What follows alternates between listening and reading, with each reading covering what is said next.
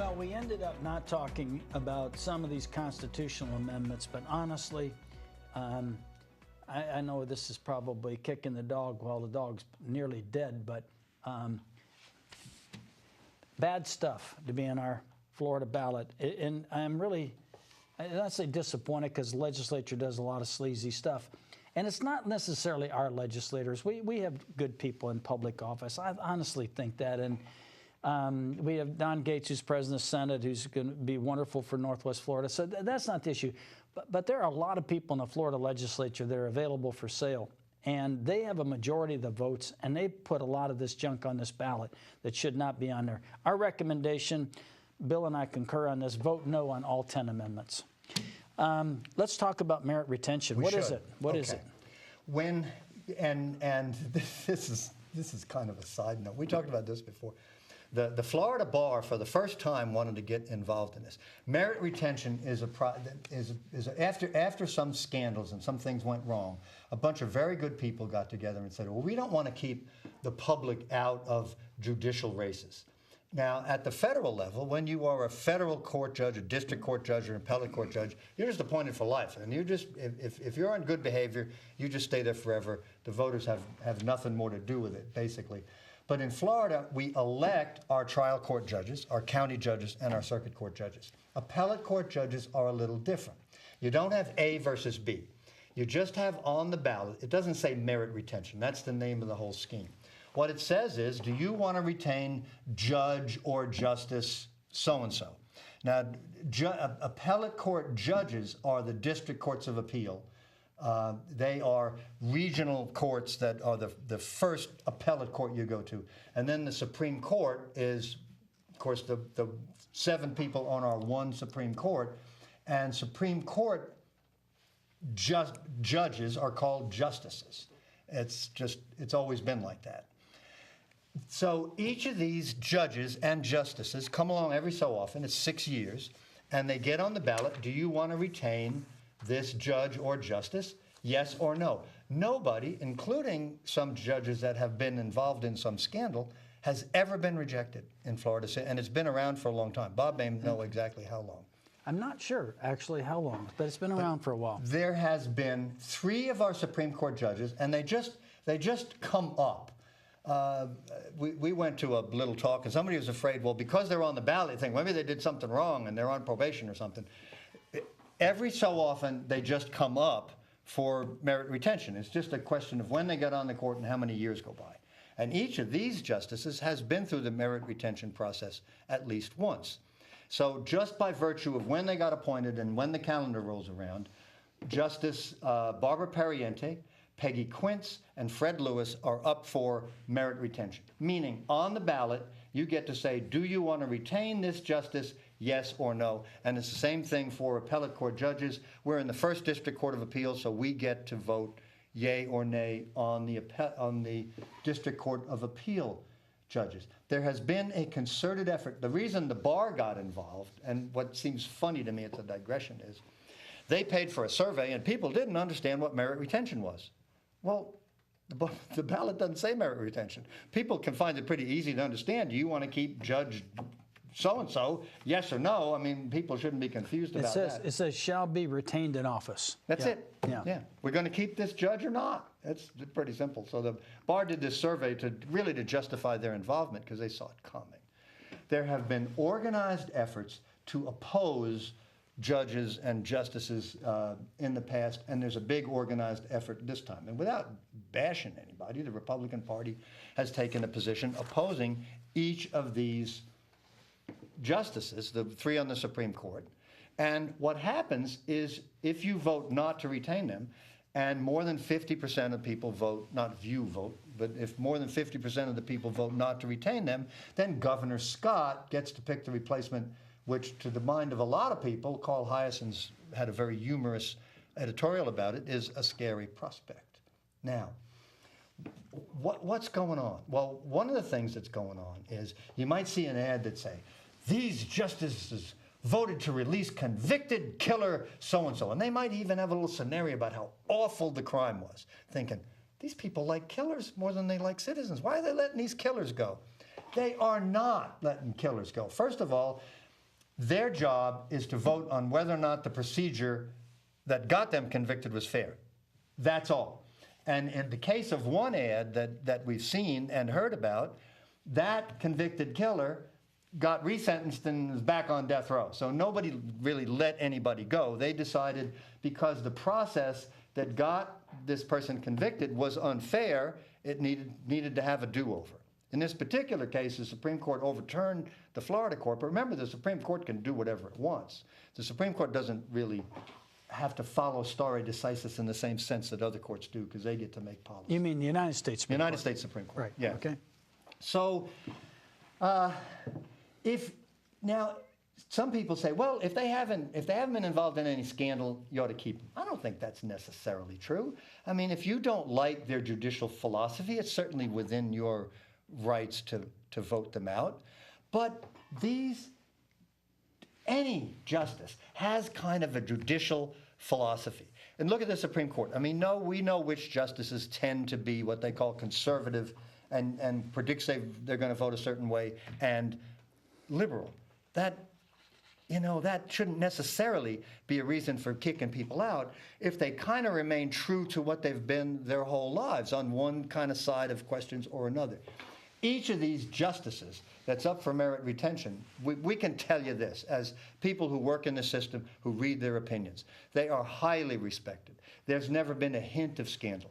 They do all kinds of good things for the public. Justice Lewis started this justice teaching. He's gotten lawyers going into schools and teaching civics and stuff. I mean, each of these justices Interesting people. is interesting and admirable people. It would be such a shame if, based on misleading stuff, people who just want, well, let's give Governor Scott a few picks and we'll get the kind of justices we want.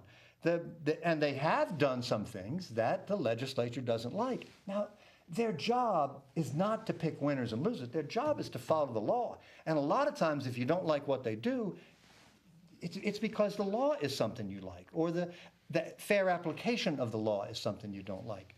For these people, no, there's no hint of scandal. They are first-rate people. They've been through the process a couple of times. This business about letting killers go is totally misleading and wrong, and I'm sure Bob agrees with me, as does everybody. Mike McLeod and I went to a meeting which had lawyers on the plaintiff side of civil cases, on the defense side of cases, and everybody was engaged in an effort to keep these justices because they're good people, and you do not want to send the message that you got to be careful how you vote now or they'll come along and kick you off. You don't want these folks looking over their shoulder as to, let's not anger the Republican Party. Or let's not even bother getting on the court, because I'm going to serve 6 years, I'm going to get settled, I'm going to move to Tallahassee, and then they're going to come along because I'm following the law, they don't like me, they're going to kick me off. There's a lot going on. So you have to say, well, what's behind this? It's certain people in the Florida legislature. Because it is not Governor Scott who has designed this Machiavellian plan to unstabilize the Supreme Court. The Republican legislature tried to change the court so they could get it rigged by appointments that they thought a Republican governor would make. But I think it's an insult to Governor Scott to think that he would do what a handful of these goofball legislators think he'd do if they could get rid of these judges. So I don't conclude that Governor Scott would make bad appointments for any appointment to the court. I think our system is good. And as I've said before, I think both he and Charlie Crist have done a good job. And Jeb Bush, on some occasions he appointed some good people, but there were a lot of people who should have never been appointed. They were old political hack buddies of his, people who had done political favors for him and had been errand boys for him. He appointed to the court. And one just recently resigned based on a scandal. So that has Let me interrupt you here for 1 minute. Yeah. And I agree with you completely. I don't think our governor's going to do things that are dishonorable, and I think he's made some good appointments. Wouldn't he tend to appoint Supreme Court justices who lean a certain way? Of course. I mean, that's his philosophy. Their philosophy would be his philosophy. Sure. Like George Bush appointed certain kind of people. Obama predictably appointed certain kinds of people, well qualified, but different people. And that's his prerogative. He's going to appoint people who have a judicial philosophy that he agrees with. Fine.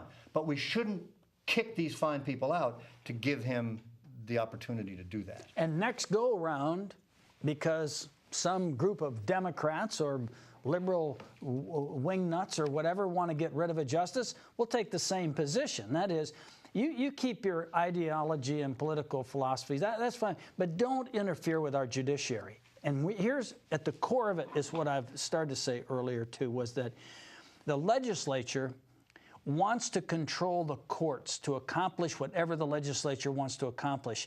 And it is a dangerous situation. This country, the framework of our system, and it works so good, is truly we have checks and balances. And the court, thank goodness, is there as a check against a legislature that is bought and sold and paid for by special interest, and the court is not bought and paid for by special interest. And so when you get legislation that is manifestly unconstitutional, it's just unconscionably unconstitutional, the Supreme Court says you have passed an unconstitutional law, and we declare it so. That makes the legislature mad. They want to control the court. So subliminally, here's what's going on. There's a shot across the bow. You start towing the line up there, or next go around, the next justices are going to face even more money from the Koch brothers and the rest of them. They're all going to dump in tons of cash to try to control the judiciary. Not good from the right, not good from the left. It's not good for any of us. So we hope you will vote to affirm these justices. Absolutely. Yeah. First DCA as well. And are we supposed to do this? And I hope this won't be construed. We've done this in the past. We've praised judges and praised courts, and we still have stuff that might be in front of them, and maybe that would be construed as kissing up or something. But well, keep this in mind. At our advanced age. Well, we don't care. Matter. We don't care. These judges rule against us, and kind of halftime look at us. The judges we recommend are not going to change their decisions based on whether they like us or don't like us, or we recommend them or not. And our former local circuit court judge, Ron Swanson, got on the appellate court not that long ago, and right away he's up for merit retention just because of the seat he occupies. Because that slot, yeah. So. And he is. We think a lot of it. Top flight guy. Yeah, No top flight guy. Was a great no nonsense trial judge. We think has the capacity to be a terrific, fair. He calls it the way he sees it. That's one thing we can say for sure. And he doesn't care who your lawyer is. It's the issues. That's it. I had a case recently when he went to the court, and because I knew him, he disqualified himself because he knew me. That's what good judges do. They say, "Wait, I know this lawyer, personally, maybe not professionally, and so I can't be fair." That's what our great judges do. They say, "I can't be fair here. We'll get another judge who can be fair." So we vote, and we know some of these judges. We won't mention them by name. Some of these judges are very conservative, in my opinion. I'm voting yes on them because they're good people. They're honest. Come on, we got to get beyond this conservative liberal stuff and support these judges. It's a tough job. Every time a judge makes a decision, somebody loses. And the loser's a lot madder at losing than the winner is about winning. Yeah. So, because the winner said, "Why do I have to go through all this? It was obvious I should have won. I had to pay lawyers and go through this stuff." And so they're not that happy because they should have won all along. And the loser has been just treated very unfairly, and the judge is just obviously corrupt and was paid off and badmouth the judge. Earlier, Bill, we've said some nice things about judges.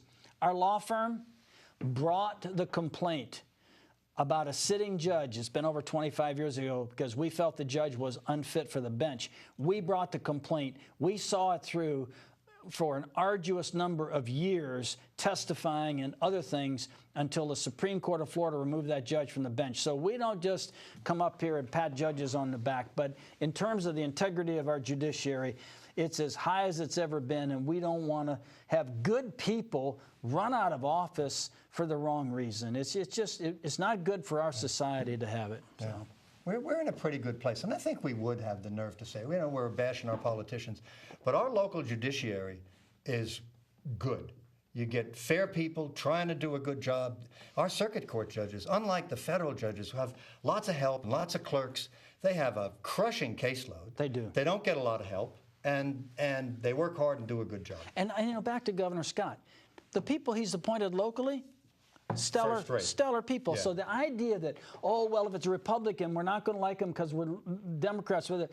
We just want qualified, honest, capable people to be judges that aren't compromised by special interest or any other reason. Well, that's it for this week. Enjoyed the discussion. Yeah. And too. particularly Come back next week. We'll be back. The mea culpa part. But we'll see you next week. I'll try to find another one for you next week. I don't have any. We'll be back next week. Thank you very much for joining us. Good night.